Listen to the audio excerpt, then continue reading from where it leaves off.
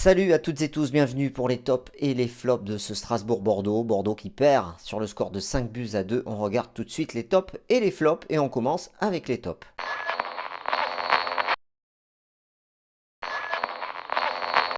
Deux joueurs ont tiré leur épingle du jeu dans cette rencontre. Tout d'abord, Wang Guizhou, titularisé au poste d'avant-centre. Il marque de la tête le premier but des Girondins de Bordeaux. Et enfin, Albert Ellis qui marque lui aussi de la tête le deuxième but des Girondins de Bordeaux en deuxième mi-temps. Ces deux joueurs ont fait preuve de détermination, de courage, d'agressivité et aussi ils ont été très présents dans les duels en faisant un pressing pendant toute la rencontre, ou presque, voilà, à l'exception de ces deux joueurs, mais il n'y a pas grand-chose à retenir de positif du côté bordelais. On regarde tout de suite les flops.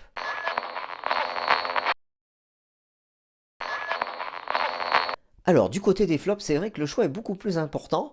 Au niveau des Girondins de Bordeaux, on va commencer, on va remonter l'équipe hein, de manière assez simple avec Benoît Costil qui se fait complètement prendre par sa lecture du jeu et du centre de Frédéric Gilbert qui amène le premier but de Thomasson. Il n'est pas dans son but pour la tête, il a déjà anticipé une sortie au centre et Thomasson il a juste une belle tête au premier poteau, prenant Costil à défaut. Voilà, à noter aussi un jeu au pied un peu défaillant, je trouve, de la part du gardien bordelais. Alors je ne sais pas si ça vient de lui ou de son positionnement ou du positionnement des joueurs. En tout cas, il y a beaucoup de relances qui sont perdues.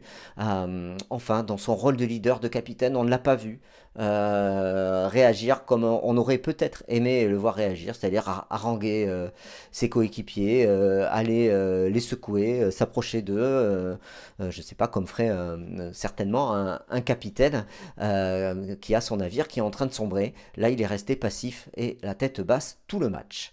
Ensuite, on a une défense centrale défaillante et l'une des particularités de cette défense centrale qui n'a pas du tout fonctionné ce soir, que ce soit Gregersen ou Mecher, c'est Mecher qui a une faiblesse dans les duels qui est assez incroyable, lenteur et faiblesse dans les duels où il met pas franchement le pied.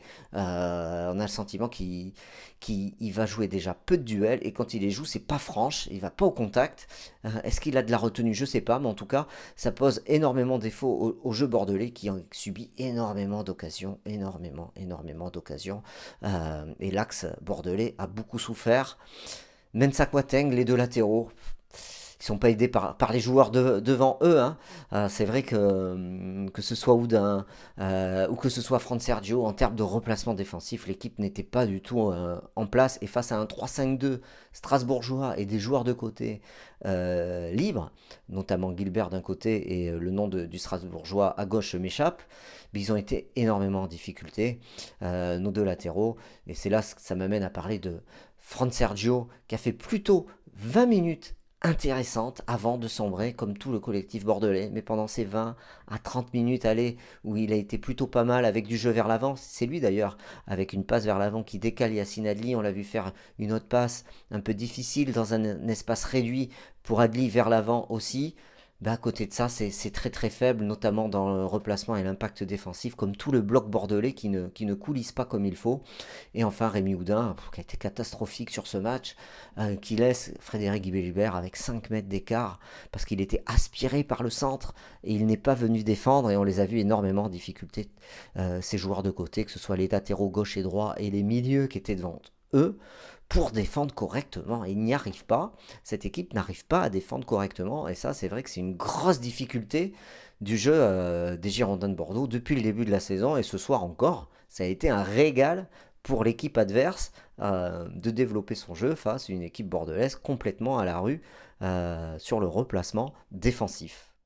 Enfin, côté joueur, dans les flops, on peut noter la prestation de Yacine Adli qui défend beaucoup trop haut pendant la première mi-temps, qui malgré tout est replacé un peu plus bas à un moment donné par Petkovic, mais ça suffit pas. Il met très peu d'intensité dans ses gestes défensifs au cours de ce match et c'est vrai que ça aide pas l'équipe et le bloc bordelais à se replacer. Et c'est vrai qu'on a l'impression qu'il fait pas les efforts. Moi, c'est l'impression que j'ai, comme tous les joueurs, ils font pas les efforts les uns pour les autres. Et ça se paye cash au haut niveau. Et ça s'est payé cash ce soir encore. Enfin, un mot sur Petkovic. Il a semblé baisser les bras. à la mi-temps. Et au retour du vestiaire, il y avait déjà 3-1 pour Strasbourg à la mi-temps. Et après, il nous fait des changements classiques. Et ce soir encore, malgré l'ouverture du score, une fois de plus, Bordeaux ouvre le score. Une fois de plus, Bordeaux se fait reprendre au score. Et une fois de plus, Bordeaux finit le match avec 4 attaquants. Donc on a l'impression qu'on est dans un jour sans fin avec des déroulés de matchs qui se ressemblent, les uns après les autres, et une issue. Si c'est pas le match nul, c'est la défaite pour Bordeaux. Voilà. Les Girondins vont devoir se remettre rapidement les têtes à l'envers, puisque Bordeaux joue face à Lyon dimanche soir. Et là, ça sera devant le public bordelais et il faudra montrer autre chose sur le terrain. Allez, salut et à bientôt.